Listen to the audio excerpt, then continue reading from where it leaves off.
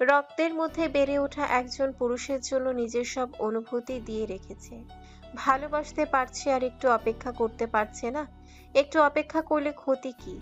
সে যে অপেক্ষা করতে করতে প্রেমানলে দগ্ধ হচ্ছে, এই খবর কি এই লোক কখনো রেখেছে? তানভি লজ্জায় হাঁসফাঁস করে বলে। কিসব বলছো রাজ? লজ্জা লাগছে কিন্তু আমার। অধীরাজ প্রেয়সীর লজ্জামাখা মুখটা দেখতে চাইল, কিন্তু তানভি জেদ ধরে তাকালো না সেদিকে। অধীরাজ নিঃশ্বাস ছেড়ে বলে, সব লজ্জা ভেঙে ফেলো বেবি, কারণ এত লজ্জা ফেলে আমি সামনে আগানোর সাহস পাবো না। এই মুখ দেখেই পুরো রাত কেটে যাবে।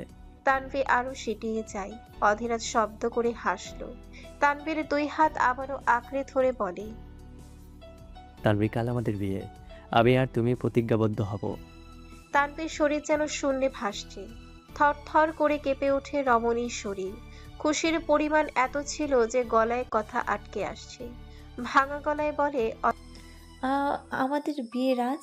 অধীরাজ ললাটে চুম্বন এঁকে দিয়ে বলে, জান, আজ রাতে আমাদের একটা গুরুত্বপূর্ণ কাজ আছে। কাল রাতে হবে আমার আর তোমার বিয়ে, আর সব কিছুর দায়িত্ব নিয়েছে বস আর আরিফ স্যার।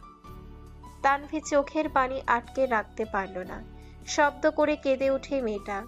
এত খুশি সে হজম করতে পারছে না। পেছনে ফেরে শক্ত করে অধীরাজের গলায় জড়িয়ে ধরে। অধীরাজ তানভীর মাথায় হাত বুলিয়ে দিয়ে বলে, খুশি হয়েছে তুমি?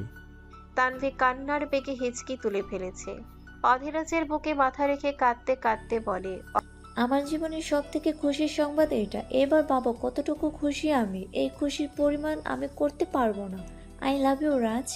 অধীরাজ তানভীর মাথাটা তোলে। কান্নার কারণে চোখে মুখের একদম বেহাল দশা। অধীরাজের চোয়াল শক্ত হয়ে আসে। চোখ রাঙিয়ে বলে, কাঁদছো কেন এইভাবে, বেয়াদব? তানভীর ঠোঁট ফুলিয়ে বলে, নিজেকে আটকাতে পারিনি, দমকাবে না আমাকে একদম। আগে কেন বলনি এই কথা? অধীরাজ শান্ত হয়ে আবারও তানভীর মাথাটা নিজের বুকের সাথে চেপে ধরে বলে, আমি নিজেই জেনেছি কিছুক্ষণ আগে, বস বলেছে কালকে, তাই আর না করতে পারিনি। অনেক তো হলো, আর কত অপেক্ষা করব? যদি তোমার ধৈর্যের বাঁধ কোনোদিন ভেঙে যায়। তানভীর হেসে বলে, এই জন্মে কোনোদিন ভাঙবে না, আজীবন অপেক্ষা করতে পারবো তোমার জন্য। ভালোবেসে যদি মহাকাব্য রচনা করা যায়, ধ্বংসের শেষ প্রান্তে যাওয়া যায়, মৃত্যুকে গ্রহণ করে নেওয়া যায়, তবে সামান্য অপেক্ষা করাটা কি বেশি কষ্টকর? তোমার জন্য তো আমি আমিটাকে দিয়ে দিয়েছি। অধীরাজ আগলে নেয় নিজের ভালোবাসাকে। এই মেয়েটা এমন এমন কথা বলে যে সে নিজেই ঠিক থাকতে পারে না। ও ভেবে পায় না তার মতো এমন একজন খুনি খারাপ লোকের জন্য এই মেয়েটা এত পাগল কেন। তাদেরকে তো কেউ ভালোবাসে না, তবে সে কেন এত কাছে টেনে নিল? তানভি বুকে মাথা রেখেই বলে, ভালোবাসার জিনিসটা মারাত্মক অধিরাজ। যাকে ভালোবাসে তার জন্য মৃত্যুর স্বাদ গ্রহণ করা যায়। আর যে মৃত্যুর স্বাদ গ্রহণ করতে পারবে না সে তো সত্যিকার অর্থে ভালোই বাসে না। মেয়েরা সব সহ্য করতে পারে, কিন্তু তার ব্যক্তিগত পুরুষের পাশে অন্য নারীকে সহ্য করতে পারে না। আমাদের মেহরও আমাদের মেহেরও পারিনি অধিরাজ। সেদিন মেহের এমনি এমনি বাইরে বের হয়নি, তার টার্গেট ছিল আত্মহত্যা। অধীরাজ থমকে যায়, অবাক গলায় বলে। আত্মহত্যা মানে? তানভি গলা কেঁপে ওঠে। আজ সকালে আমি মেহেরের রুমে গিয়েছিলাম, টেবিলের উপরে কয়েকটা চিঠি পাই। চিঠিতে লেখা ছিল সে মৃত্যুতে গ্রহণ করতে যাচ্ছে, যাতে তাকে শুধু মনে রাখে, কিন্তু তার মনে রাখলো না সেই পুরুষটা যার জন্য এমন পথ বেছে নিতে গিয়েছিল। সে দিব্যি সংসার করছে, অথচ সে নিজের সবটুকু দিয়ে ভালোবাসলো। সে মাটির নিচে একা অসহায়, শুধুমাত্র একটা চিঠি পড়ার ধৈর্য হয়েছে আমার। চিঠিটা ছিল তোমার বসকে নিয়ে। বোকা মেহের হয়তো কোনোদিন জানতেই পারবে না তার প্রেমিক পুরুষ তাকে মনে রাখেনি, স্বার্থপর। অধীরাজ নিঃশ্বাস টেনে বলে, তুমি বসকে নিয়ে কিছু বলবে না? তানভীর রাগ হলো প্রচুর, তবুও নিজেকে সামলে অধীরাজের বুক থেকে উঠে পড়ে। এই মুহূর্তে এই বুকে থাকতে বিরক্ত লাগবে তার। নিজের চুল ঠিক করে বলে, তোমার বসকে বাজে কথা বলিনি, শুধুমাত্র হেরে যাওয়া এক পাক্ষিক ভালোবাসার করুণ পরিণতি বলছি। এতে যদি তোমার রাগ হয় তবে আমাকে মারতে পারো। তানভীর রাগের চোটে কি বলছে নিজেও জানে না। অধীরাজ ঠোঁট ভেজালো নিজের। তানভীর হাত ধরতে গেলে তানভীর ছিটকে দূরে সরিয়ে দেয়। অধীরাজের কপাল কুঁচকে আসে। জোর করে তানভীর হাত চেপে ধরে বলে, একদম রাগ দেখাবে না আমাকে। অধীরাজ নিম্ন আওয়াজে বলে, আমার বস আমার একমাত্র অভিভাবক তানভি। অধিরাজ বেঁচে আছে নিক জিবরানের দয়ায়, নয়তো আমার লাশ এতদিনে মাটির সাথে মিশে যেত। তুমি জানো, একবার অনেক বড় আক্রমণ হয় আমাদের ওপর। আমি আরিফ স্যার আর বস ছিলাম জাস্ট, একজন দেহরক্ষী ছিল না আমাদের সাথে। তার উপরে আরিফ স্যারের বুকে অপারেশন করানো হয়েছিল কিছুদিন আগে, কারণ তাকে একজন ঘাতক ছুরিঘাত করেছিল। কাঁচা ক্ষত দিয়ে রক্ত পড়ছিল, তারপরও যুদ্ধ করে যাচ্ছিলেন উনি। আর এইদিকে একাই সব সামলাচ্ছিলেন গ্যাংস্টার বস। হুট করেই কেউ আমার পেটে ছুরি বসাতে চেয়েছিল, কিন্তু সেই ছুরিঘাতের সামনে এসে পড়েন বস। আমাকে বাঁচাতে উনি নিজের কথা ভাবেননি। ওই দিন ওনার অবস্থা এতটা শোচনীয় ছিল যে বাঁচানো মুশকিল হয়ে গিয়েছিল। ডাক্তার বলছিল ওনাকে বাঁচানো সম্ভব নয়। খোলা আকাশের নিচে চিৎকার করে কেঁদেছিলাম সেদিন। আমার আঁকড়ে ধরা একমাত্র হাত আমার অভিভাবক আমার বসকে যাতে ফিরিয়ে দেয়। কি করিনি আমি বলো? আমি তো খ্রিস্টান, নিজের ঈশ্বরের কাছে প্রাণ ভিক্ষে চেয়েছি। বসকে যাতে ঠিক করে দেয় সেজন্য মসজিদে পর্যন্ত গিয়েছি, মন্দিরও বাদ রাখিনি। দিশাহারা পাগল হয়ে গিয়েছিলাম। আরিফ স্যারের অবস্থা খুব একটা ভালো ছিল না। সব কিছু অতিক্রম করে বস সেদিন বেঁচে ফিরেছিলেন। আমার জন্য উনি একবার নয়, বহুবার আঘাতপ্রাপ্ত হয়েছেন। রাস্তা থেকে তুলে এনে আমাকে রাজপ্রাসাদে স্থান দিয়েছেন। আমি তো রাস্তার মানুষ ছিলাম। রাস্তার ছেলেদের সবাই ধিক্কার জানায়। বাবা মা কে কিছু জানা নেই, সেই সামান্য রাস্তার ছেলেকে নিজের গৃহে এনে প্রশিক্ষণ দিয়েছে। মাফিয়া সম্রাটদের একটা অংশ করে নিজের সব থেকে বিশ্বস্ত লোক হিসাবে বেছে নিয়েছে। এক মুঠো ভাত খাওয়ার জন্য পাইনি, ক্ষুধার জন্য কতজনের কাছে হাত পেতেছি, উপায় না পেয়ে কত রকম কষ্টের কাজ করেছি। কিন্তু সেই আমি আজ কোটি টাকার মালিক। আমাকে বছরের পর বছর আগলে রেখেছেন এই পাপিষ্ঠ পুরুষ। সবার কাছে উনি জানোয়ার, টেরোরিস্ট, মনিস্টার, একজন ঠান্ডা মাথার সাইকোপ্যাথ। কিন্তু আমার জন্য উনি আমার ছায়া। তাই দুনিয়া যে কাউকে নিয়ে তুমি খারাপ কথা বলো তানবি, তোমার কাছে অনুরোধ করছি, আমার বসকে নিয়ে কিছু বলো না। সহ্য করতে পারবো না। অতীতে ভয়ঙ্কর পরিণতি ছাড়া কেউ খারাপ হয় না। তানভীর মাথা নিচু করে শুনল সব কথা। চোখে পানি টলমল করছে তার। অধীরাজের গালে হাত রেখে বলে, সরি, আর কোনোদিন বলবো না। খাবার সামনে নিয়ে অ্যানি চুপচাপ বসে আছে। পাশেই নাজলি তাকে খাওয়ানোর জন্য বসে আছে, কিন্তু অ্যানির একদমই খেতে ইচ্ছে করছে না। সে বারবার বলছে যে তার মাথা ঘোরাচ্ছে এবং এই খাবারগুলো তার কাছে অসহ্য লাগছে। নাজলি কোনো কথা না শুনে জোর করে তাকে খাবার দিচ্ছে। উপায় না দেখে অ্যানি খুব অসহায়ভাবে নাজলির দিকে তাকিয়ে আছে। নাজলির চোখ দিয়ে ইশারা করে। 10 মিনিটের মধ্যে শেষ কর। অ্যানি নাজলির দিকে তাকিয়ে বলে। তুমি ওনার মতো ব্যবহার করছো কেন? নাজলি অ্যানির দিকে তাকিয়ে ভ্রু কুঁচকায়। তোর উনার মতো ব্যবহার করতে হবে না আমাকে। এসব খারাপ লোকের ব্যবহার ধারণ করতে চাই না, কিন্তু তার আগে তুই খাবার খেয়ে ফিনিশড কর। খেতে পারছি না আপা, সত্যি বলছি, আমি বিশ্বাস করো আমার কথা। কিন্তু সারাদিন ধরে তো কিছু খাসনি। অ্যানি মুখ গোমরা করে বলে। জানি না কেন খেতে পারছি না, খাবার দেখলে গা গোলাচ্ছে, কেমন অসহ্য লাগছে সবকিছু। নাজলি তীক্ষ্ণ গলায় বলে। মাথা ঘোরাচ্ছে? হ্যাঁ। কবে থেকে এমন হচ্ছে? অ্যানি ঠোঁট ভেজায় নিজের, মৌন হেসে বলে। কবে থেকে হচ্ছে সেটা ঠিক বলতে পারবো না তোমাকে, কারণ এমন গা গুলানো, মাথা ব্যথা বহুবার হয়। কষ্ট আর যন্ত্রণা আমার শরীরে সয়ে গিয়েছে। চিন্তা করো না এইসব নিয়ে। নাজলির কান্না পাচ্ছে অ্যানির মুখের দিকে তাকিয়ে। কতটা বিষণ্ণ করে দিয়েছে তার বোনটাকে। তার সব রাগ গিয়ে পড়ল নিকের ওপর। দাঁত কটমট করে শক্ত করে বলে। নিক নামক খবিশ লোকের জন্য তোকে কষ্ট সহ্য করতে হচ্ছে। ক্ষমতা থাকলে একে আমি গর্তে ঢুকিয়ে রাখতাম। অ্যানি বোনের রাগ দেখে হালকা হাসে, বিড়বিড় করে বলে। ওনার অর্ধেক জীবন গর্তের মধ্যেই কেটেছে, নতুন করে আর কি গর্তে ঢোকাবে? মুখ ফুটে বলে। তুমি ওনাকে সহ্য করতে পারো না, তাই না আপা? নাজলি অ্যানির দিকে তাকায়, বিরক্ত নিয়ে বলে। এই লোককে দেখলে আমার শরীরে জ্বালা ধরে। যে আমার বোনকে এত অত্যাচার কষ্ট দিয়েছে তাকে সহ্য করব কিভাবে? বেয়াদব একটা। অ্যানি হেসে বলে। ইতিহাসের সব থেকে সুন্দর সতীনের জুটি হচ্ছে তুমি আর উনি। একজন আরেকজনকে কিছুতেই ছাড় দাও না। আর সামনাসামনি হলে তো যেন ঘূর্ণিঝড় শুরু হয়ে যায়। নাজলির চোখ ছোট ছোট করে তাকায়, রাগ দেখিয়ে বলে। মজা নিচ্ছিস আমার সাথে? দেখিসনি কিভাবে নির্লজ্জের মতো কথা বলে? নিজের প্রাইভেট মুহূর্তের কথা কেউ বলে? অসভ্য একটা। অ্যানি নিজেও থমথমে খায়। মেহেরে যেদিন মারা গিয়েছিল তখন 2 ঘূর্ণিঝড় মুখোমুখি হয়েছিল। সেদিন নিকের বলা কথাগুলো এখনো তার মনে আছে। আসলেই প্রচণ্ড ঠোঁট কাটা লোক। অ্যানি কি উত্তর দেবে খুঁজে পাচ্ছে না। আমতা করে বলে, তোমার আর আরিশ ভাইয়ের কি খবর বলো তো? তোমাদের মধ্যে কি কিছু মিছু হয়েছে? নাজলি কপাল কুঁচকে বলে। কিছু মিছু মানে? অ্যানি গলা কেশে দুষ্টু হাসি দিয়ে বলে, রোমান্টিক কিছু আপা, আই মিন ক্রিকেট ম্যাচ আর কি। নাজলি অ্যানির দিকে কিছুক্ষণ তাকিয়ে থাকে।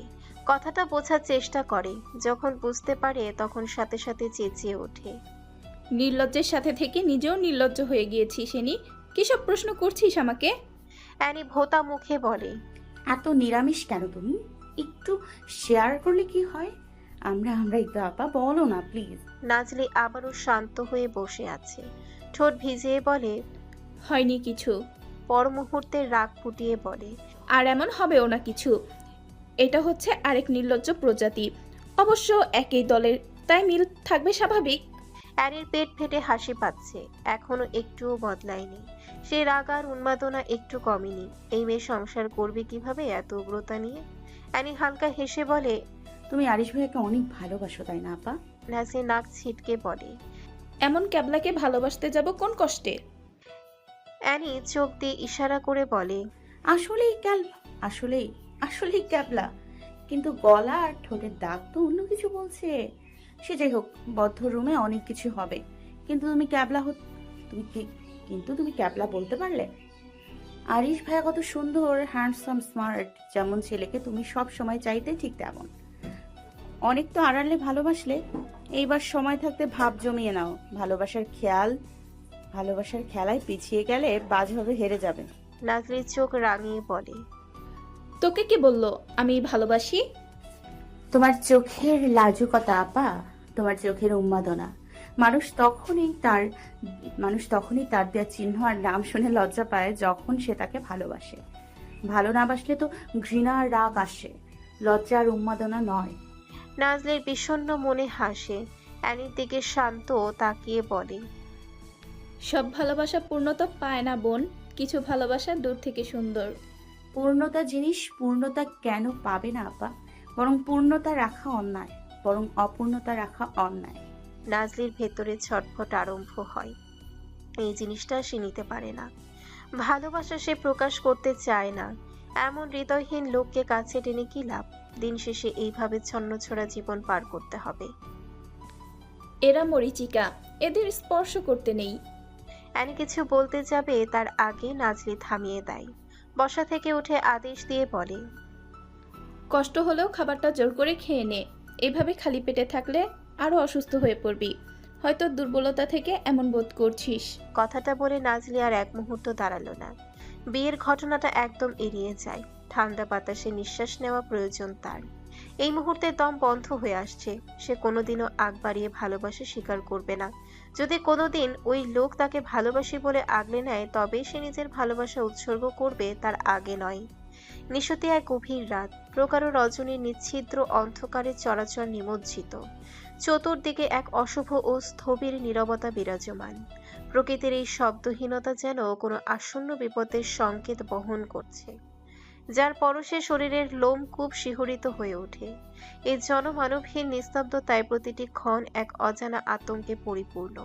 নৈশব্দের এই সুগভীর চাদর ভেদ করে কেবল নিজের হৃদস্পন্দনের শব্দে কর্ণে প্রতিধ্বনিত হচ্ছে, যেন কোনো এক অদৃশ্য ছায়া নিঃশব্দে ওত পেতেছে।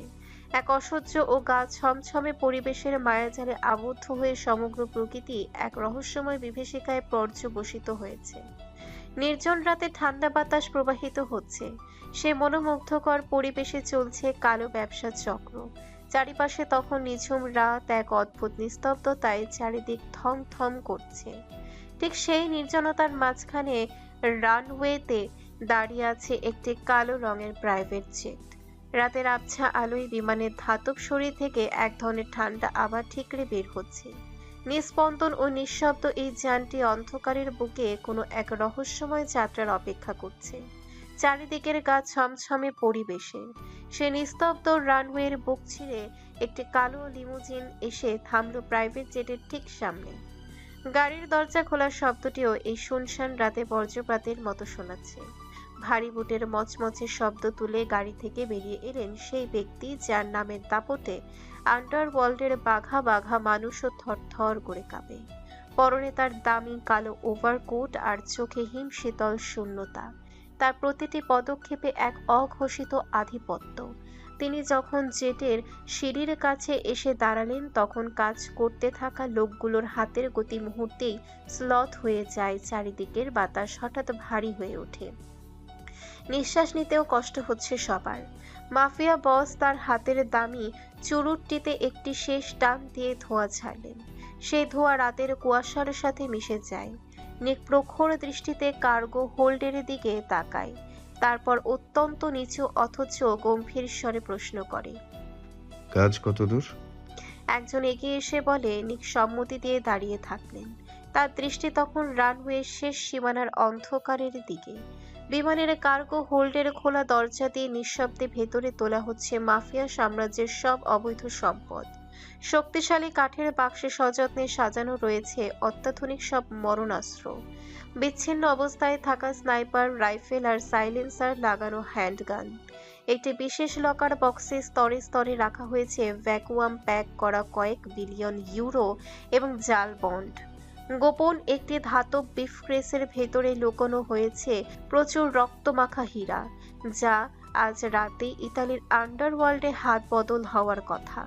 এছাড়া ভারী কার্গোর আড়ালে রয়েছে উচ্চমূল্যের নিষিদ্ধ সিনথেটিক ড্রাগ আর কিছু গোপন হার্ড ড্রাইভ, যাতে লুকানো আছে আন্তর্জাতিক রাজনীতির অনেক নোংরা নথিপত্র।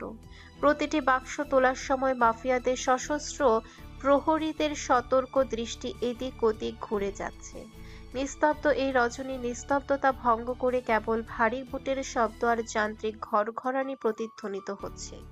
এই বিমানটি ডানা মেললেই শুরু হবে এক নতুন ধর্ষাত্মক অধ্যায়। কারোর পদ শব্দে নিক পেছনে ফিরে তাকায়। আরিশা রথিরাজকে এইদিকে আসতে দেখে কপাল কুঁচকে ফেলে। চল শক্ত করে বলে, শালা মাদারফাকার, এখানে এসেছিস কেন তোরা? নিকের রাগের তোয়াক্কা করল না আরিশ। সামনে এগিয়ে এসে নিকের কপালে হাত ছোঁয়ায়। অবাক হয়ে বলে, আজ তোর কি হয়েছে রিক? নিক রাগ দেখিয়ে বলে। মানে? আরিশ ইনোসেন্ট মুখ করে বলে, বউকে দেখার টান পড়লে যে ছেলে কোটি টাকার ডিল রেখে চলে যেতে পারে, সে আজ এখানে কি করছে? মেয়েটা তোকে ফোন করে ডাকলো অথচ তুই গেলি না। অনুভব করতে কষ্ট হচ্ছে, এইটা তুই তো? নিক দাঁত পিষে বলে, স্টপ ইয়োর ফাকিং ড্রামা। ইচ্ছে হয়নি তাই যায়নি। তোরা এখানে কি করছিস? কাজের এদিক সেদিক হলে তোদের 2 টাকা আমি খুন করব।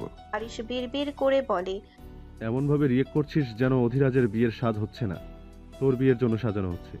মুখ ফুটে নিকের দিকে তাকিয়ে বলে, যাচ্ছি, বাট এদিকের কি খবর? নিক গম্ভীরতা টেনে বলে, হয়ে এসেছে সবটা, সাজানো বাকি হয়তো। আরিশা রথিরাজ সেদিকে তাকিয়ে চলে যায়। নিক রহস্যময় হাসিতে সিগারেটটা ফেলে দেয়। নিজের ঠোঁট বৃদ্ধা আঙ্গুল দিয়ে মুছে বাঁকা হাসে। অপেক্ষা করলে দূরত্ব বুঝতে পারবে বেবি গার্ল।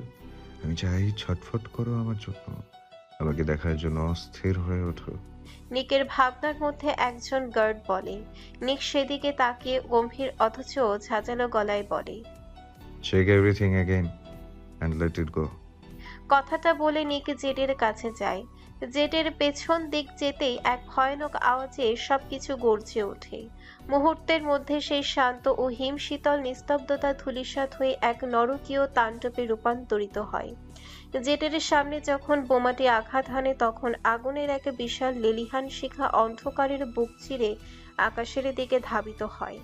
আগুনের সেই রক্তাভ আভা রানওয়ের প্রতিটি ধূলিকণাকে এক বিভৎস রূপ দান করেছে। চারিদিকে শুধু জ্বলন্ত ধাতব টুকরো আর ছিঁড়ে যাওয়া যান্ত্রিক অংশের আর্তনাদ। বাতাসে এখন বারুদের কটু গন্ধ আর পোড়া চামড়ার এক অসহ্য ঘ্রাণ মিশে আছে।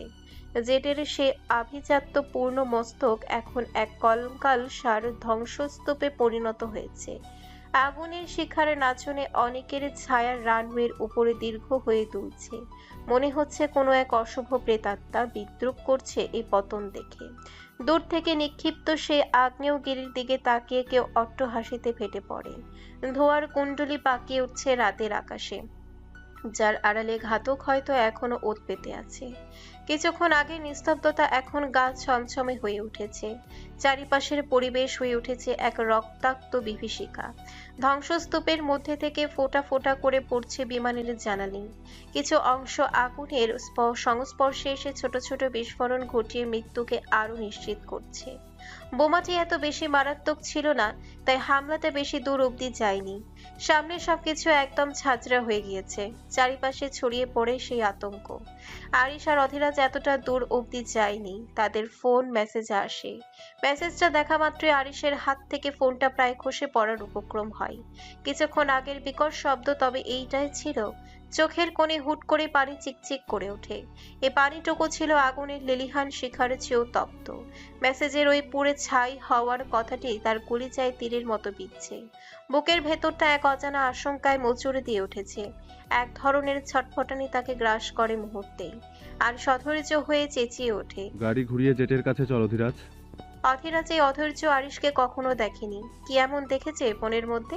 অধীরাজ নিজে উত্তেজিত হয়ে ওঠে। কি হয়েছে স্যার? আরিশ কোনো উত্তর করল না। অধীরাজ দ্রুত গতিতে গাড়ি ছেড়ে দেয়। কিছুক্ষণের মধ্যে গাড়িটি এসে থেমে যায় গন্তব্যে। আরিশের চোখ ঝাপসা হয়ে আসে। তার ঠোঁট দুটো কাঁপছিল অসম্ভব ভাবে, কিন্তু মুখ দিয়ে কোনো শব্দ বের হচ্ছিল না। আরিশ পাগলের মতো রানওয়ের সেই জ্বলন্ত আগুনের দিকে দৌড়ে যায়। অধীরাজ সামনে তাকিয়ে স্তব্ধ হয়ে যায়। তার মনে হতে লাগলো এই আগুনের প্রতিটি শিখা যেন তার নিজের শরীরকেই পুড়িয়ে দিচ্ছে। আরিশ সে আগুনের সামনে গিয়ে ধপ করে বসে পড়ে। নিক বলে হাজারটা ডাক দেয়। কত বিপদ! এই তো তারা একসাথেই লড়াই করেছে। তাহলে আজ কেন এই ধ্বংসের সাথে লড়াই করতে পারেনি? আরিশের আত্মবিশ্বাস নিকের কিছু হয়নি, কিন্তু মনকে যেন যত সান্ত্বনাই দিক, বাস্তবতা চোখের সামনে আঙ্গুল দিয়ে দেখিয়ে দিচ্ছে। আরিশ আকাশের দিকে তাকিয়ে এক বিকট চিৎকার দিয়ে বলে, আল্লাহ, পানি দাও, আমার ভাইয়ের দেহ ছাই হয়ে যাচ্ছে। আমার ছোট থেকে বড় হওয়ার সঙ্গী, আমার একমাত্র ছায়াকে আমার আগে ছিনিয়ে নিও না। Breaking news. আফ্রিকা জুড়ে আলোড়ন। আফ্রিকার প্রায় প্রতিটি সংবাদ মাধ্যমে এখন একটাই শিরোনাম। মধ্যরাত্রে শত্রুপক্ষ থেকে ছুটে আসা এক ভয়াবহ বোমা হামলায় নিহত হয়েছেন দেশের সবচেয়ে ক্ষমতাধর গ্যাংস্টার বস। প্রাথমিক তথ্যে জানা যাচ্ছে ঘটনার সময় তিনি তার নিজস্ব জেট বিমানের কাছাকাছি অবস্থান করছিলেন। চারিপাশ ছিল কড়া নিরাপত্তা।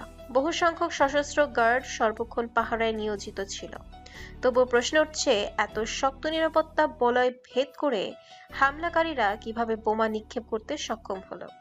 তদন্তকারীদের কাছেও বিষয়টি এখনো রহস্যে ঘেরা। নিরাপত্তা ব্যবস্থার প্রতিটি স্তর অক্ষত থাকার কথা থাকলেও বাস্তবে তা কার্যকর হলো না কেন? প্রশ্নই এখন সবার মুখে মুখে। একাধিক সূত্রের দাবি, এই হামলার পেছনে থাকতে পারে ভেতরের বিশ্বাসঘাতকতা। ধারণা করা হচ্ছে গার্ডদের মধ্যে থেকেই কেউ শত্রুপক্ষকে সহযোগিতা করেছে। সে সহযোগিতার সুযোগ নিয়েই হামলাকারীরা নিখুঁতভাবে তাদের পরিকল্পনা বাস্তবায়ন করে। বিস্ফোরণের তীব্রতায় ঘটনাস্থলে থাকা গ্যাংস্টার বস সহ প্রায় 40 জন গার্ড নিহত হন। ঘটনাটি এতটাই ভয়াবহ ছিল যে পরিচয় শনাক্ত করাও কঠিন হয়ে পড়ে। দৌড়ে ছিটকে পড়ে মাংসপিণ্ড পাওয়া গিয়েছে, কিন্তু এইসব কার তা চিহ্নিত করা মুশকিল। নিরাপত্তা বাহিনী ঘটনাস্থলে ঘিরে রেখে তদন্ত শুরু করেছে। ফরেনসিক দল আলামত সংগ্রহে ব্যস্ত। তবে এখনো পর্যন্ত নিশ্চিত কোনো পরিচয় বা চূড়ান্ত সিদ্ধান্তে পৌঁছানো যায়নি। এই ঘটনার পর পুরো দেশ যেন নিঃশব্দ হয়ে গেছে। রাজপথ, বন্দর, এমনকি বাণিজ্যিক এলাকাগুলোতেও এক ধরনের অদৃশ্য আতঙ্ক বিরাজ করছে। সাধারণ মানুষের চোখে মুখে প্রশ্ন, এত বড় শক্তির পতন কি নতুন অস্থিরতার ইঙ্গিত দিচ্ছে, নাকি এটা অপরাধ জগতের ভেতরের আরেকটি রক্তক্ষয়ী অধ্যায় সমাপ্তি? তদন্ত চলমান। দেশ জুড়ে সতর্কতা জারি করা হয়েছে। পরিস্থিতির উপরে নজর রাখছে আইন শৃঙ্খলা রক্ষাকারী বাহিনী ও আন্তর্জাতিক পর্যবেক্ষকরা। নিউজটির শব্দমালা কানে পৌঁছাতেই বলিষ্ঠদেহী পুরুষটি মুহূর্তের জন্য স্থবির হয়ে যায়। প্রশস্ত কাঁধের উপরে ভারী নীরবতা নেমে আসে।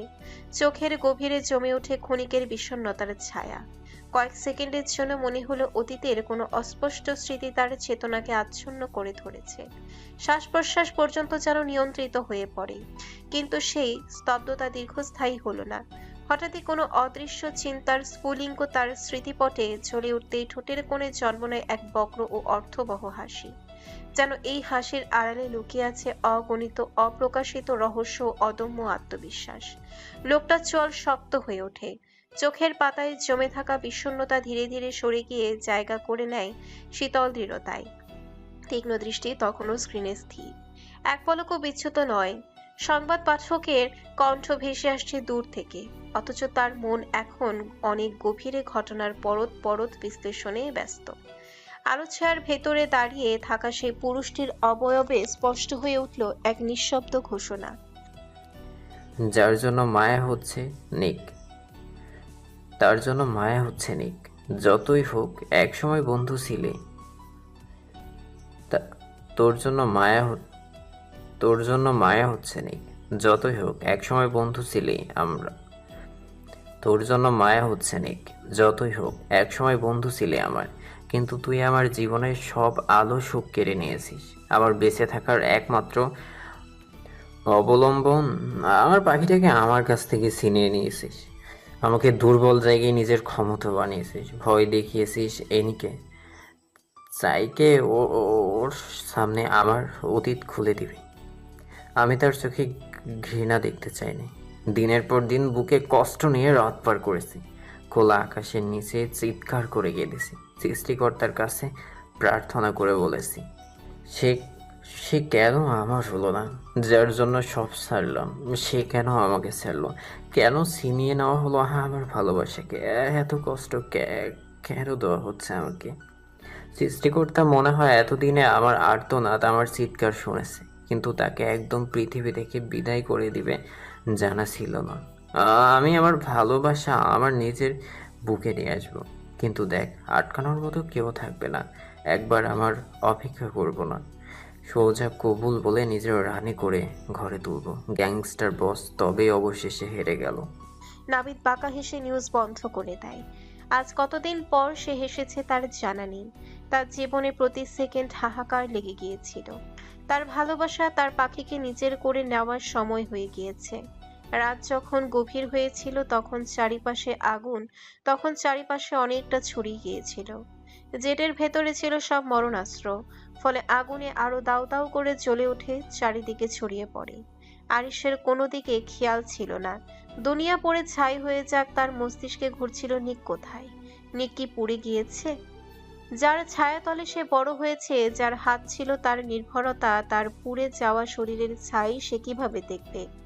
পাষণ্ড পিশাচ বুক সেদিন চিৎকার করে কেঁদে উঠেছিল।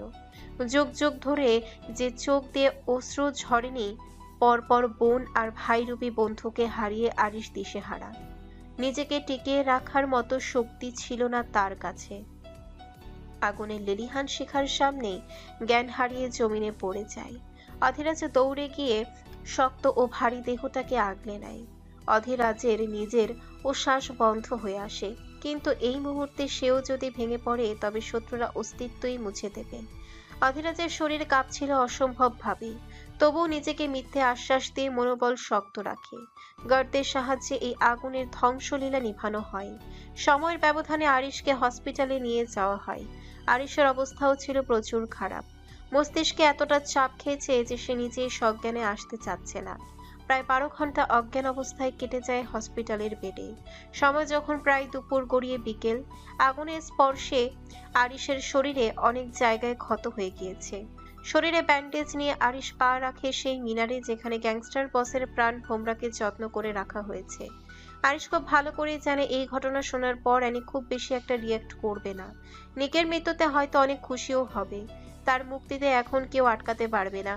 উন্মুক্ত পাখির মতো এখন ডানা মেলে উঠতে পারবে। আরিশ ডিভানে গিয়ে ধপ করে বসে পড়ে। চারিদিকে যেন এক শোকের ছায়া।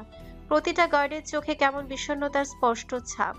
নাজলি রাত থেকে অপেক্ষা করছিল আরিশের জন্য।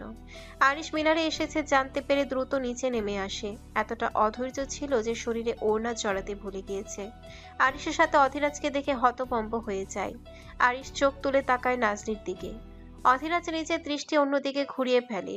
আরিশ নিজের শার্টের বোতাম এক এক করে খুলে নাজলির দিকে ছুঁড়ে মারে। চোয়াল শক্ত করে ধরে ধমকে ওঠে। রুম থেকে বের হওয়ার আগে মনে থাকে না? নাজলি মাথা নিচু করে শার্টটা শরীরে পেঁচিয়ে নেয়। আরিশের দিকে এখনো তার নজর সেভাবে যায়নি। সামান্য ঠোঁট ভিজিয়ে বলে, কোথায় ছিলেন আপনারা সারা রাত? আরিশ ডিভানের শরীর এলিয়ে দিয়ে বলে, অ্যানিকে নিচে নিয়ে আসো নাজলি। খুশি হোক, তারপরও ওর খবরটা জানা জরুরি। নাজিরের চোখ ছোট ছোট হয়ে আসে। অবাক গলায় জিজ্ঞাসা করে, কিসের খুশির খবর? তাছাড়া অ্যানির শরীর ভালো নেই, সকালে হুট করে সেন্সলেস হয়ে যায়। সারা রাত হয়তো নির্ঘুম ছিল, আর খাবারও খায়নি সারাদিনে। মেডিসিন দিয়েছি, ফলে ঘুমিয়ে গিয়েছে, এখনো সজাগ হয়নি। আরিশ শান্ত দৃষ্টিতে তাকিয়ে বলে, ঘুমের মধ্যে হলেও ডেকে তুলো। রুমে যাওয়ার রাইট আমার নেই, হয়তো আমি নিজেই যেতাম ওর কাছে। নাজির কেমন জানি খটকা লাগলো প্রচুর। এই ক্রিমিনালের কণ্ঠ আজ এত নিস্তেজ কেন? কি হয়েছে একবার জিজ্ঞাসা করবে? না থাক, জিজ্ঞাসা করলে আবার মাথায় চেপে বসবে। নাজলি বিনা বাক্যে অ্যানির উদ্দেশ্যে যায়, কিন্তু তাকে সিঁড়ি দিয়ে উপরে উঠতে হয়নি। আর নিজে আরিশের উদ্দেশ্যে নিচে নামেই। তার চোখ দুইটা একদম ফুলে আছে। অ্যানি নাজলির দিকে এক পলক তাকিয়ে আরিশের সামনে গিয়ে বসে। আরিশের শরীরে ক্ষত দেখে আঁতকে ওঠে। ভাইয়া, আপনার শরীরে এত ক্ষত হলো কিভাবে? অ্যানির কথা নাজলির কর্ণে প্রবেশ করতে এতক্ষণে সে পুরুষটার দিকে তাকায়। পিঠে অনেক জায়গায় পড়ে যাওয়ার ক্ষত। নাজলির চোখ পানিতে ঝাপসা হয়ে আসে। হাত বাড়িয়ে পিঠ ছুঁয়ে দিতে ইচ্ছে করলো তার, কিন্তু ভয়ে আর সেটা করলো না। চুপচাপ মাথা নিচু করে দাঁড়িয়ে আছে। আরিশ অ্যানির বিষণ্ণ মুখের দিকে তাকিয়ে বলে, তোমার জীবনের সব থেকে বড় শত্রুরা আর নেই। আগুনের তেজে পুরো একদম ছাই হয়ে গিয়েছে। অ্যানি কেমন অদ্ভুত ভাবে হেসে প্রশ্নবোধক চাহনিতে নাজদির দিকে তাকায়। নাজির নিজেরও কপাল কুঁচকে আসে। আরিশের দিকে তাকিয়ে অবাক হয়ে বলে, মানে আপনার চোখ মুখ এমন হয়ে আছে কেন? কি হয়েছে? কে পুড়ে ছাই হয়ে গিয়েছে? অ্যানি নিজে উত্তরের আশায় আরিশের দিকে তাকায়। আরিশ অ্যানির দিকে তাকিয়ে আলতো হাসলো, একদম নিস্তেজ গলায় বলে, তোমার ঘরের শত্রু, তোমার জীবনের সব থেকে বড় শত্রু নিক আর নেই। সমাজ আর আইনের শিকলে আবদ্ধ হওয়া তোমার তোমার তথাকথিত স্বামীর দেহ পুড়ে ছাই হয়ে গিয়েছে। আরিশ কথাটা বলে নিজের শরীর আবারও এড়িয়ে দেয় টিপানের মধ্যে। অধীরাজ বহু আগেই রুম থেকে বের হয়ে গিয়েছে। বাহিরের সংবাদ নিয়ে প্রচুর কাজ আছে তার। আরিশ চোখ বন্ধ করলে শুনতে পায় অ্যানির হাসির শব্দ। আরিশ জানতো অ্যানি প্রচুর খুশি হবে, কিন্তু তাই বলে যে মৃত্যুর ঘটনা শুনেও হাসবে সেটা কল্পনা করেনি। অ্যানি ঠোঁট কামড়ে ধরে নিজের, কিছুটা নড়ে চড়ে বলে, মজা করতে এসেছেন আমার সাথে? কি ভেবেছেন এই নিয়ে অসহায় দুর্বল তাই ওনার মৃত্যুর খবর জানিয়ে আমাকে হেনস্থা করতে এসেছেন? উনি পাঠিয়েছেন তাই না? আমাকে দুর্বল ভাবলে সব থেকে বড় বিপদে পড়বেন। একজন নরখাদক রূপী সাইকোপ্যাথকে মারার ক্ষমতা রাখি আমি। আর হ্যাঁ, ওনাকে বলে দেবেন এইসব সস্তা ড্রামা আমার সাথে না করতে। ঘৃণা করি আমি ওনাকে, জাস্ট ঘৃণা। অ্যানি কথাগুলো বলছে আর ঘন ঘন নিঃশ্বাস ফেলছে। আরিশ নিজের দিকে একবার তাকিয়ে বলে, নিক কারো ভালোবাসা পাওয়ার জন্য মিথ্যের আশ্রয় নেয়নি এনি, আর না আরিশ ইলহাম জীবনে কোনোদিন মিথ্যা বলে।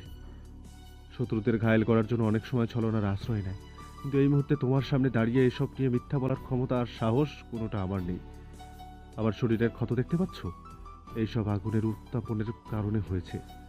কেউ একজন বা গার্ডদের মধ্যে একজন বিশ্বাসঘাতকতা করেছে। নিক প্রাইভেট জেটে ছিল, আর সেই মুহূর্তে সেই জেটে বোমা হামলা হয়, পুড়ে ছাই হয়ে যায় সব গার্ড। বাকিটা তুমি আন্দাজ করে নাও। বাহিরের দুনিয়ায় এক মুহূর্তে পা রাখো, দেখতে পারবে পুরো শহর কিভাবে উত্তপ্ত হয়ে আছে। আমি জানি তুমি নিককে জীবনের থেকে বেশি ঘৃণা করো। ওর মৃত্যুতে নিশ্চয়ই খুশি হয়েছো। আরিশের প্রতিটি শব্দ অ্যানির কানে তপ্ত সীসার মতো বিচ্ছিল। তার চারিপাশের বাতাস যেন হঠাৎ ভারী হয়ে আসে। শ্বাস নিতেই বুকটা অস্বাভাবিকভাবে ওঠানামা করছে। ঝাপসা চোখে আরিশের দিকে তাকিয়ে থাকে। নিজের জামার কাপড়টা আঙ্গুলের চাপে কুঁচকে গেছে। নখগুলো যেন চামড়া ভেদ করে ভেতরে ঢুকে যেতে চাইছে। অ্যানি একটা ঢোক গিলে কাপা কাপা স্বরে আরিশকে থামানোর চেষ্টা করতে চাইছে, কিন্তু নিজের গলার স্বরই তার কাছে অচেনা লাগছে এই মুহূর্তে। কোনো স্বর বের হচ্ছে না গলা দিয়ে। তার বুকের ভেতরটা তখন তীব্র এক অস্থিরতায় হাহাকার করে উঠছে। একটা মানুষ কতটা অধৈর্য হতে পারে তা অ্যানির মুখভঙ্গিতে স্পষ্ট। সে অধৈর্যতা আজ কোনো রাগ ছিল না, এখানে ছিল চরম অসহায়ত্ব। আরিশের প্রতিটি শব্দ অ্যানির কানে এক একটি ধারালো কাচের টুকরোর মতো বিচ্ছে।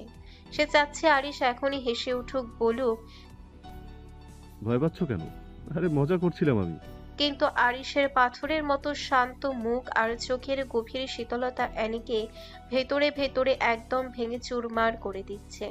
অ্যানির মনে হচ্ছে তার চারিপাশের দেয়ালগুলো ক্রমশ ছোট হয়ে আসছে। নিজেকে আর সামলাতে না পেরে অধৈর্য হয়ে তাকায় আরিশের দিকে।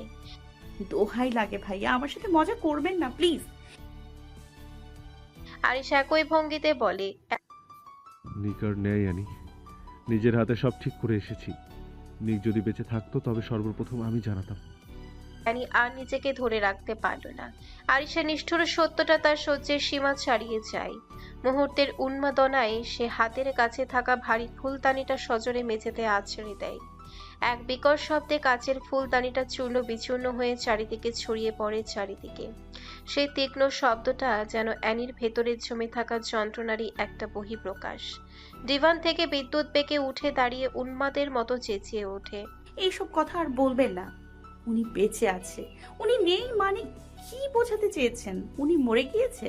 যদি আবারও এমন শব্দ ব্যবহার করেন তবে আপনাকে আমি খুন করব। উনি আমাকে রেখে কখনো ভুলবে না। উনি আমাকে কথা দিয়েছেন, কসম কেটেছেন, প্রয়োজনে আমাকে মারবে, এরপর উনি মরবে, সবকিছু ধ্বংস হয়ে যাক, কিন্তু সে আমাকে এই নরকে একা রেখে কখনো যাবেন না। এই ভুলে, তাই ভুলেও ওনার মৃত্যুর কথা বলবেন না আমার সামনে, জিহ্বা কেটে ফেলবো আপনার। ভুলে যাবেন না আপনার সামনে গ্যাংস্টার বসের ওয়াইফ দাঁড়িয়ে আছেন, তাই বুঝে শুনে কথা বলবেন। অ্যানি কথাগুলো বলছে আর নিঃশ্বাস টানছে। কেমন হিংস্র দেখাচ্ছে চোখ মুখ, চোখের পাতা কোনো বাদ মানছে না। সেখান থেকে বিরতিহীনভাবে নোনা জল গড়িয়ে পড়ছে গালের তপ্ত রেখা বেয়ে। হঠাৎ করে অ্যানির মনে হলো চারিপাশের সবকিছু ঝাপসা হয়ে আসছে। এক তীব্র শিরবিড়ায় তার পৃথিবীটা দুলে উঠেছে। যন্ত্রণায় দুই হাত দিয়ে নিজের মাথাটা সজোরে চেপে ধরে সে ধপ করে বসে পড়ল ডিভানের ওপর। শরীর যেন আর বইতে পারছে না এই কথার ভার। মানুষ অতিরিক্ত শখ খেলে যেমন নিস্তব্ধ আর হিংস্র হয়ে ওঠে, ঠিক তেমন অবস্থা হয়েছে অ্যানির।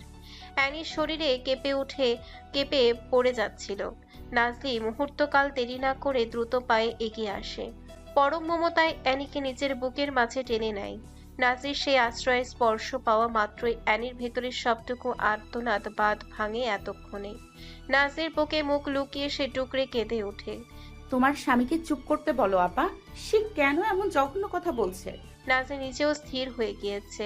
অ্যানির কান্নার জন্য নিজেরও চোখে পানি এসে গিয়েছে। হ্যাঁ, নিক জেভরানকে সে সহ্য করতে পারে না। অতীতের বিষাক্ত জিনিস তাকে এমন বানিয়েছে। তীব্র ঘৃণা করে সে তাকে, কিন্তু এই মৃত্যুর খবর কেন জানি মেনে নিতে পারছে না।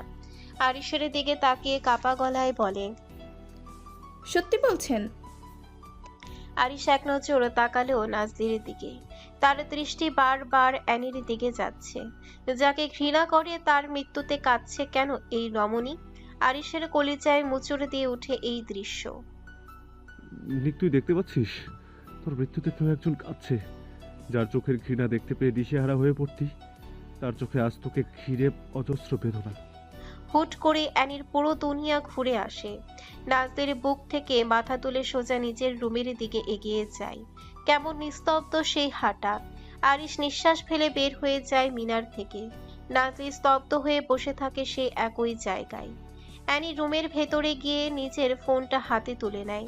চোখের পানি মুছে তাকায় সেই স্ক্রিনে। রাত থেকে এই পর্যন্ত সে হাজারটা মিস কল দিয়েছিল, কিন্তু ওপাশ থেকে কেউ ফোন ব্যাক করেনি।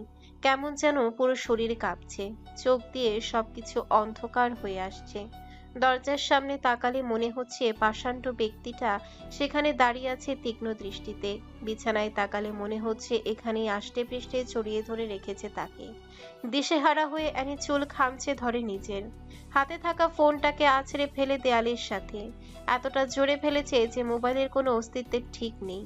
অ্যানি মুখে হাত চেপে ধরে দেয়াল ঘেঁষে বসে পড়ে। বুকের ভেতরে জমিয়ে রাখা এতক্ষণের কান্নাটুকু উগড়ে দেয়।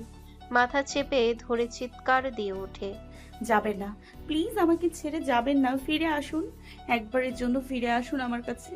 ওদের কথা মিথ্যা প্রমাণ করে নিজের ব্লাড রোজকে নিজের বুকে চেপে ধরুন, কথা দিচ্ছি আজীবন এই বুকে মিশে থাকবো। যেভাবে বলবেন ঠিক সেভাবে চলবো। আপনি চান তো রুম থেকে যাতে কখনো বের না হই? একবারের জন্য আমার কাছে আসুন, খোদার কসম করে বলছি কখনো আপনার অবাধ্য হব না। কোনো পুরুষের সামনে যাব না, কোনো আলো বাতাস নিজের শরীরে লাগাবো না, আপনার মধ্যেই নিজের পৃথিবী গড়ে তুলবো। আমার দুনিয়া লাগবে না, আমার কারোর প্রয়োজন নেই, শুধু আপনি আমার কাছে আসুন। অনেক তো অবহেলা করেছেন, আর কত করবেন? অ্যানি নিজেকে সামলাতে পারছে না। নাজির দরজা খুলে অ্যানির বিধ্বস্ত শরীরে দেখে আতঙ্কিত হয়ে পড়ে। চারিপাশে কেমন অদ্ভুত নীরবতা, তার মধ্যে অ্যানির চিৎকার আর বিড়বিড় আওয়াজ। নাজলি ছুটে যায় বোনের কাছে, দুই কাঁধে হাত রাখতেই অ্যানি ঝাঁপিয়ে পড়ে নাজলির বুকে। নাজলির জামা খামচে ধরে কেঁদে ওঠে। ও আপা, ওদের বলো না ওনাকে এনে দিতে। ওরা কেন এমন কথা বলছে? আমাদের যে এখনো সংসার করা বাকি, পুরোটা সময় তো যুদ্ধ করে কাটিয়ে দিলাম, ভালোবাসার পথ পাড়ি দেওয়া তো বাকি। মাঝপথে এমন জঘন্য সংবাদ কেন দেয়া হলো আমাকে? ওরা মজা করছে, তাই না? অ্যানির আর্তনাতে নাজির কলিজা ছিঁড়ে যাচ্ছে। তার থেকে বেশি অবাক হয়েছে অ্যানির এই ছন্নছাড়া রূপে। যাকে এত ঘৃণা করে তার জন্য এইভাবে কান্না করা অসম্ভব। নাজলি কাপা গলায় বলে, তো তুই তো ঘৃণা করিস অ্যানি, তবে এইভাবে কাঁদছিস কেন? এখন তো তুই স্বাধীন। অ্যানি কান্নার জন্য কথা বলতে পারছে না, কোনো রকম শ্বাস নিয়ে বলে, আমি ছাড়া আবার কিসের স্বাধীনতা আপা? আমি তো সেই স্বাধীনতা চাই না, আমি তো বর্তমান আমিটাকেই চাই। নাজলি অ্যানির দুই গালে হাত রেখে বলে, বাস্তবতা মেনে নে। আমি নিউজ দেখে আসলাম হালকা ঝাপসা, পুরো দেশ তোলপাড় পড়ে লেগে গিয়েছে, শুধু আমরা জানতে পারলাম না কিছু। অ্যানি দুই হাঁটু ভাঁজ করে চিৎকার দিয়ে কেঁদে ওঠে। হাজারবার তুমি আমার মৃত্যু চেয়ে নিও, এরপরে ওনাকে নিয়ে এমন যন্ত্রণাদায়ক কথা বলো না। আমার সাথে এই কেন এমন হলো? যাকে নিজের জীবন ভাবতে শুরু করি, সেই আমাকে ধোঁকা দেয়। আর কত সহ্য করবো এই জীবনে? আমার ভেতরে যন্ত্রণা হচ্ছে, চিৎকার করে কেঁদেও তৃষ্ণা মিটছে না। অ্যানি কাঁদতে কাঁদতে হাঁটুর ভাঁজে মুখ গুজে দেয়। নাজলি মাথায় হাত রেখে বলে, এমন জঘন্য পুরুষের মায়ে কবে পড়লি অ্যানি? তাকে ভালোবাসলি কবে? ঘৃণার আড়ালে এই ভালোবাসা কিভাবে লুকিয়ে রাখলি? অ্যানির শরীর নিস্তেজ হয়ে আসে, কাদার মতো শক্তি তার কাছে আর নেই। বিড়বিড় করে বলে, ভালো তো আমি অনেক আগেই বেসেছি, ঘৃণার দৃষ্টি ছিল সাময়িকের জন্য মাত্র। তোমরা ওনার জঘন্য রূপ দেখেছ আপা, কিন্তু ওনার এই জঘন্য রূপের ভেতরের হাহাকার দেখোনি। আমি কোনো গ্যাংস্টার বসকে ভালোবাসি না, আমি ভালোবাসি আমার স্বামীকে। আমি ভালোবাসি সেই উন্মাদ পুরুষটিকে যে আমার দেয়া যন্ত্রণার আঘাতে আমাকে আঘাত করেনি, বরং আমার হাতের চাবুকের দাগ বুকে নিয়েও আমার দিকে মুচকি হেসে তাকিয়েছিল।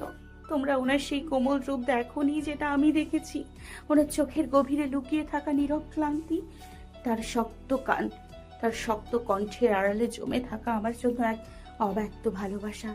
সবই তো আমার জন্য ছিল। যে মানুষটা আমার জন্য পুরো পৃথিবীর বিরুদ্ধে দাঁড়াতে পারে, সেই মানুষটাকে আমি কিভাবে ঘৃণা করি? আমি যদি তাকে ভালো না বাসি, তবে আর কে ভালোবাসবে তাকে? ওনাকে তারা ঘৃণা করবে যারা গ্যাংস্টার বসের অতীত জানে না। তারা জানে না তার ভেতরের জমে থাকা আর্তনাদগুলো। কেউ তার হিংস্র রূপ ছাড়া শান্ত রূপ দেখেনি, কিন্তু আমি দেখেছি তার ক্ষত বিক্ষত হয়ে যাওয়া শরীরটাকে। কিভাবে ঘৃণা করব এমন মানুষকে? অ্যানি থেমে যায়, নিঃশ্বাস বন্ধ হয়ে আসছে তার, পুরো হাত পা ঠান্ডা হয়ে আসে। ভালোবাসার খেলায় আমি জিতবো আপা, উনি আসবেন আমার কাছে, নয়তো নিজেই চলে যাব সেই পাপিষ্ট পুরুষের নিকট। হয় আমার স্বামীকে এনে দাও, নয়তো আমার কাফনের কাপড়ের ব্যবস্থা করো। উত্তপ্ত শহরকে জানিয়ে দিও আমি আমার স্বামীকে ভালোবাসি, একজন জানোয়ার রূপী মনস্টারকে ভালোবাসি। আমাদের সন্তান যে এখন তার বাবার ছোঁয়া পায়নি। অ্যানির পুরো শরীর অসাড় হয়ে আসে, মাথাতে হেলে পড়ে একপাশে। নাজলি বুকের সাথে চেপে ধরে অ্যানি নিস্তেজ শরীরটা। কানের কাছে বারবার আঘাত করছে অ্যানির বলা লাস্ট কথাটা, সন্তান।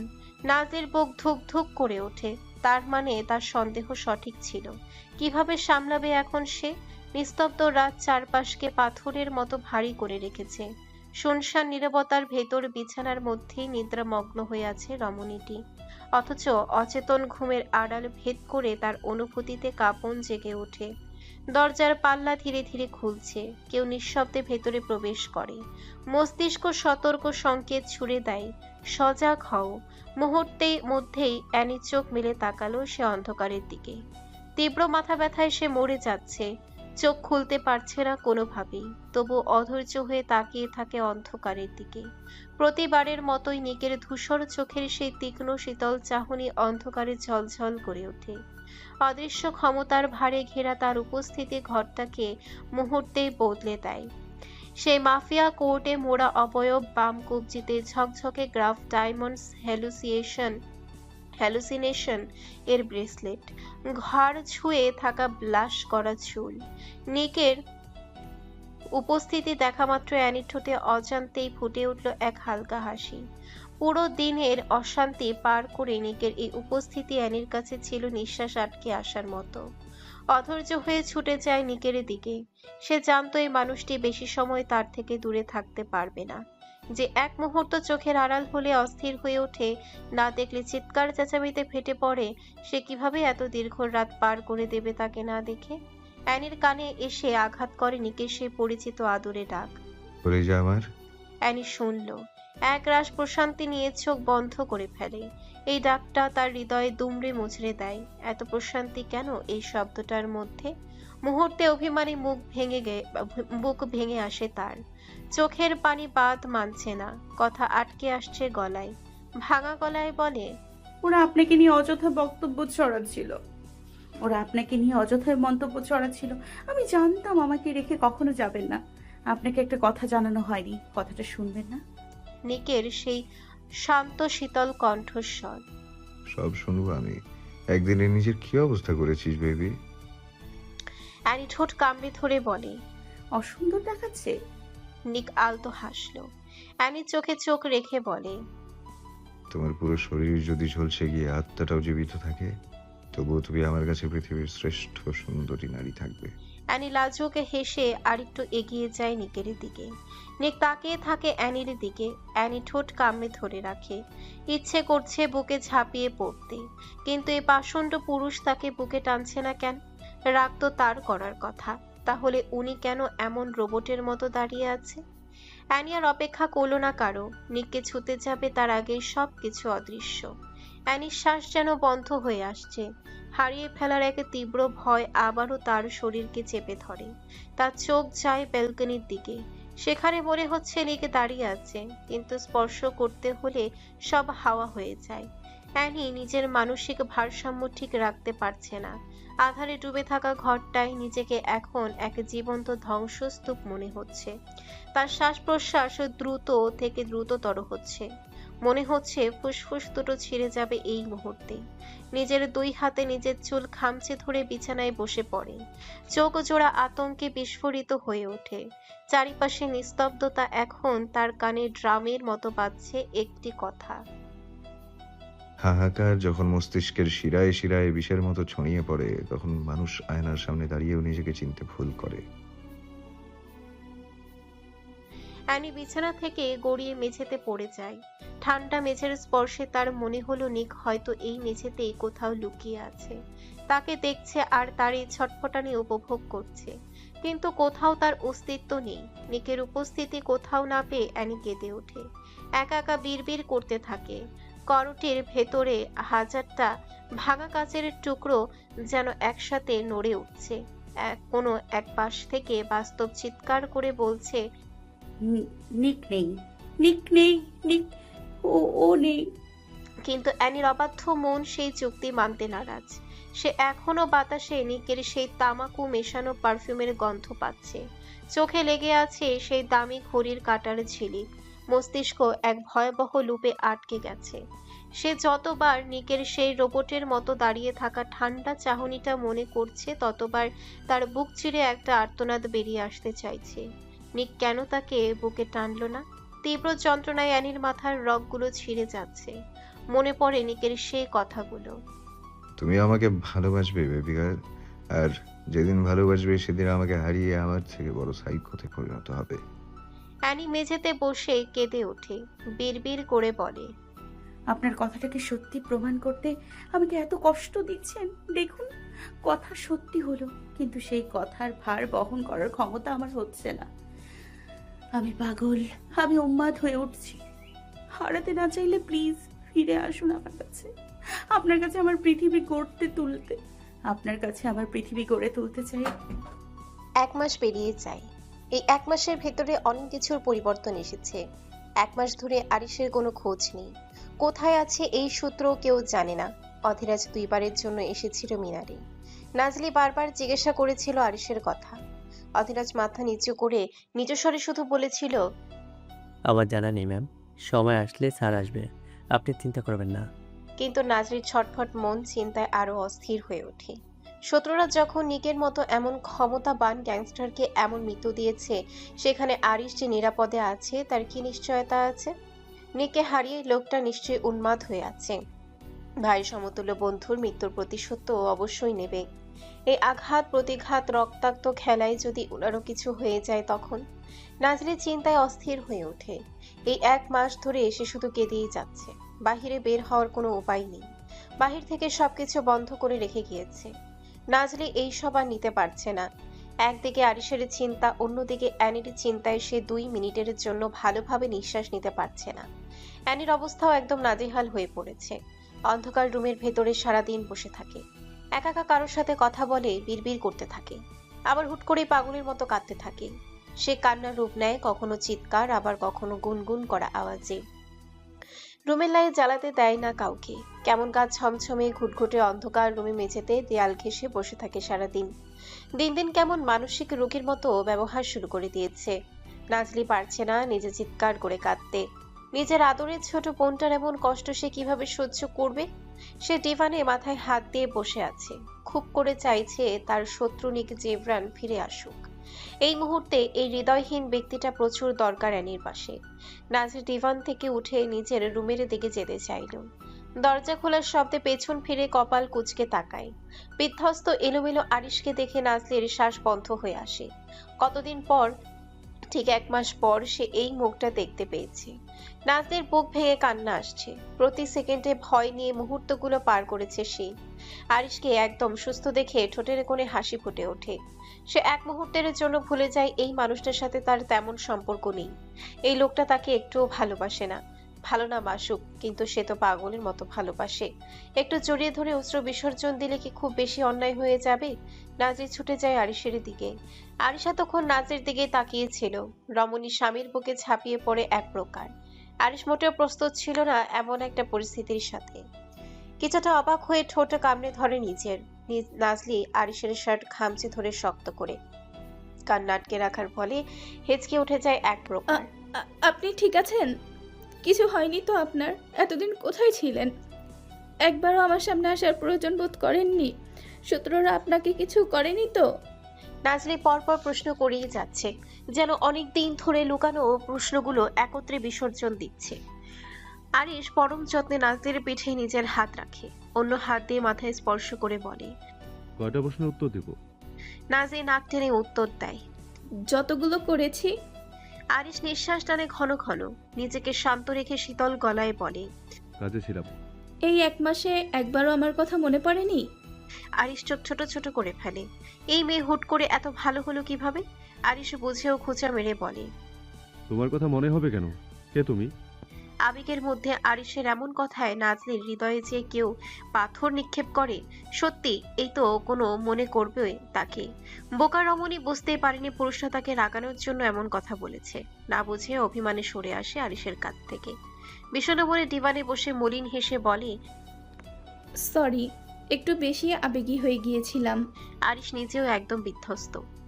মাথায় হাত দিয়ে নাজলির পাশাপাশি বসে। নাজলি সেটা দেখে অন্য পাশে ডিভানে দূরত্ব নিয়ে বসে। আরিশের দিকে তাকিয়ে কপাল কুঁচকে ফেলে, তবু এইসব নিয়ে কোনো কথা বলে না। নাজলির চোখে পানি চিকচিক করছে। নিজের কান্নাটা কোনো রকম আটকে বলে, নিক জেভরান কি সত্যি মারা গিয়েছে আরিশ? অ্যানির অবস্থা খুবই শোচনীয়। কারোর সাথে কথা বলে না, পুরো রুম অন্ধকার করে রেখেছে। আরিশ অধৈর্য হয়ে বলে, ওকে একা রেখেছো কেন এইভাবে? লাইট অফ করে জ্বালিয়ে দিয়ে আসবে। দিনের আলোতে অন্ধকার করে রাখবে কেন? নাজলি আরিশের দিকে তাকায়, চোখের কোণে পানি চিকচিক করে ওঠে। অ্যানির কাছে এখন দিন রাতের কোনো পার্থক্য নেই। ওর কাছে আমি ছাড়া কেউ যেতে পারে না, কারোর উপস্থিতি সহ্য করতে পারে না। কেমন সাইকোদের মতো আচরণ করছে। কখনো একা একা বিড়বিড় করে হাসে, আবার কখনো দেয়ালে নখ দিয়ে আঁচড় কেটে নিকের নাম লিখতে গিয়ে ডুকরে কেঁদে ওঠে। তার মস্তিষ্ক এখন এক রণক্ষেত্র হয়ে আছে। যেখানে মৃত নিক জেফরিনের প্রতি সেকেন্ডে জীবিত অ্যানিকে পরাজিত করেছে, এমন এক পোস্ট ট্রমাটিক নরকের বাসিন্দা করে রেখে গিয়েছে, যেখানে আত্মাটা নিক আগেই কেড়ে নিয়েছে। মিনতি করছি আরিশ, আমার বোনটাকে বাঁচান। এভাবে অনাহারে ট্রমার মধ্যে থাকলে সেও মরে যাবে। বোন হয়ে কীভাবে সহ্য করব এই বিধ্বস্ত পরিস্থিতি? আরিশ অবাক হয়, তাকায় রাজদির দিকে। চোখ মুখ দেখেই বোঝা যাচ্ছে এই কথাগুলো সে বিশ্বাস করতে পারছে না। অবিশ্বাস্য গলায় বলে, কি বলছো এসব? অ্যানির এই অবস্থা কি নিকের অনুপস্থিতিতে হয়েছে? নাজলি চোখের পানি মুছে বলে, একটু বেশি ভালোবেসে ফেলেছিল, অথচ আমরা ভাবলাম কত ঘৃণা করে। এভাবেও কাউকে ভালোবাসা যায়? আরিশ চুল টেনে ধরে নিজের অনাকাঙ্ক্ষিত ভয়ে তার গলা শুকিয়ে আসে। অধৈর্য হয়ে জিজ্ঞাসা করে। অ্যানি কেমন আছে এখন? নাজলি ভাঙা গলায় বলে। অ্যানি একা নয় মিস্টার আরিশ। আরিশ কিছুটা অবাক হয়ে কপাল কুঁচকে বলে, মানে কি বোঝাতে চাইছো? নাজলি আরিশের চোখে চোখ রাখে, চোখ বন্ধ করে নিঃশ্বাস টেনে বলে, অ্যানি প্রেগনেন্ট, মা হতে চলেছে ও। আরিশ যেন নিতে পারল না এই সংবাদটা, সাথে সাথে চেঁচিয়ে ওঠে। হোয়াট? প্রেগনেন্ট মানে? নাজলি দাঁত পিষে বলে, প্রেগনেন্ট মানে গর্ভবতী। অ্যানির গর্ভে গ্যাংস্টার বসের অংশ, যেটা তিল তিল করে বড় হচ্ছে। এবার বুঝতে পেরেছেন? আরিশ নাজলির উত্তরে থতমত খেয়ে যায়, কিন্তু এদিকে চিন্তায় তার মুখ ফ্যাকাশে হয়ে ওঠে। এক মুহূর্তেও দাঁড়াতে চাইল না এখানে। দ্রুত বাহিরে যেতে যেতে নাজলির উদ্দেশ্যে বলে, বিকালে ডাক্তার আসবে। নাজরি পেছনে যেতে যেতে বলে, আপনি আবার কোথায় যাচ্ছেন?